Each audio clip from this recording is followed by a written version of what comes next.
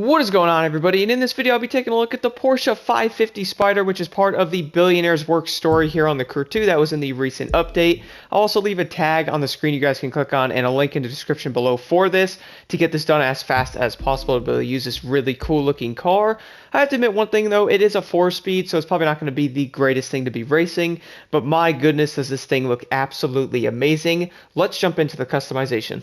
So moving over to the colors first, obviously when you guys first get the vehicle, it's already going to have silver on it because that is what it comes with when unlocking it, but luckily you can change them. So here are the colors that are available in the official, and you can also put any of the colors that are pretty much available on all the other vehicles as well. For me, I'm probably going to end up going with the blue color because I think that looks pretty awesome.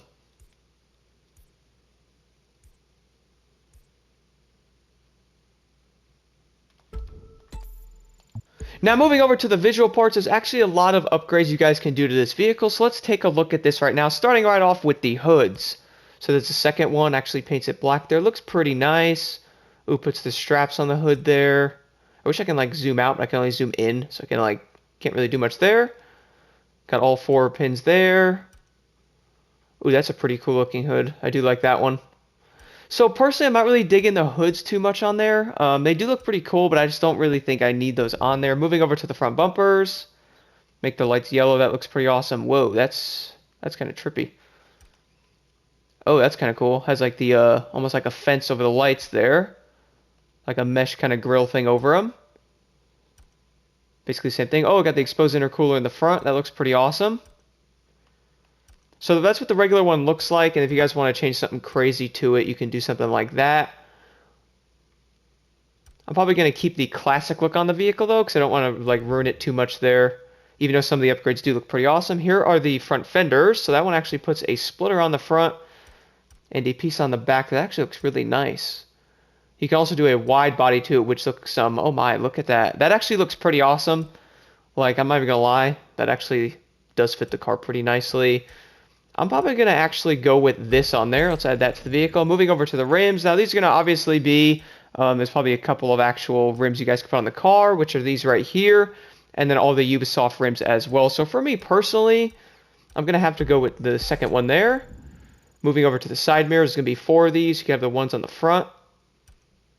You can have those, and then the side mirrors as well. I don't really like how those look too much. The one mirror on the side looks pretty awesome. I kind of like how those look as well. I'm going to go with those on there. Moving over to the rear fender. So moving over to the second one. That looks pretty nice on there. Here's the third, which makes it a wide body. And that adds a crazy looking wing to it. Plus looks like the airflow vents there to the side. Man, that actually looks kind of ridiculous, but I do like it. I do like that. I'm not going to put it on my vehicle, but if you guys want to add that to yours, I completely understand. Makes the car look pretty dope. Moving over to the rear wings. Oh. Oh my. Okay. So that the no passenger be able to get in that, if that was a thing. And then, oh, look at that. So I'm going to add that to the vehicle there. Moving over to the rear bumpers. 15 of these. Okay. So it changes the exhaust. Looks like, is that like an aluminum color? Like, what is that?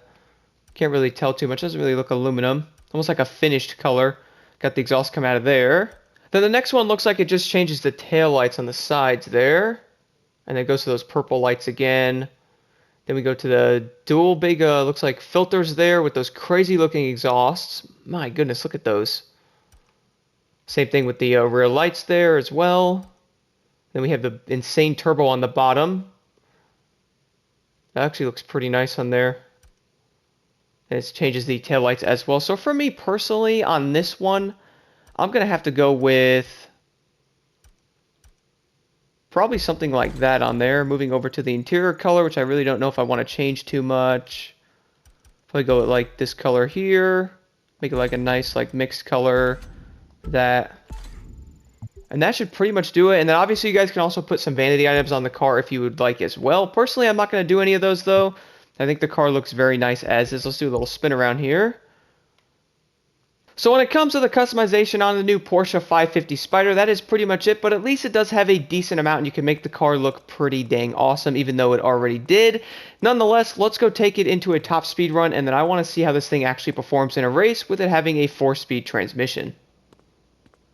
Now, arriving outside here, you guys can see how beautiful the Spyder really is actually being in the light of the game here. And I gotta admit, they did a really good job with the design of this thing. So let's take a look at the interior. There's the dash. Let's actually hit the gas there. So the middle dial moves at least. So I can go down a little bit. Can't really go down too much. See the nice little interior there. Obviously not too much detail. This car is from the 50s. Kind of insane how these are literally going for like 3 to 5 million. Anyway, let's go take this thing for a top speed run. I love the sound of this engine too. Listen to that. Going to first person as well so you guys see how this thing looks accelerating. So I'm not using any nitrous yet. I'll probably wait a little bit until I get into fourth gear, let it accelerate a bit to see how it actually does.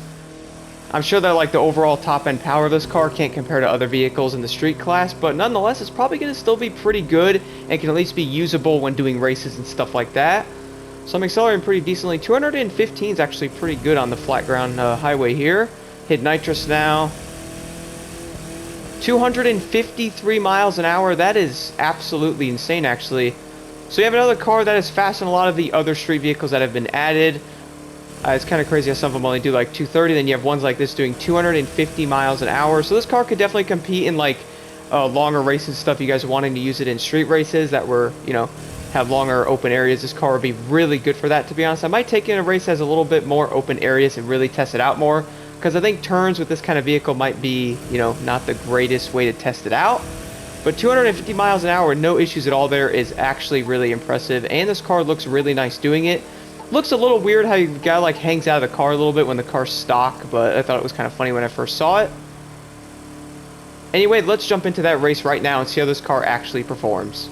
So for the Porsche, I figured I would jump into the Black Hills East race because it has like a nice mix of straightaways and a lot of turns and all that. Plus you're racing it in the snow, which doesn't really make any sense.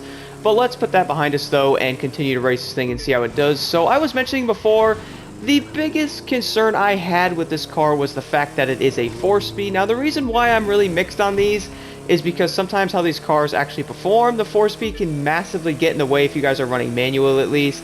If you're like me and you really only use manual and never use automatic, the manual setting on a 4-speed for some reason is like completely messed up. It's not broken in any way.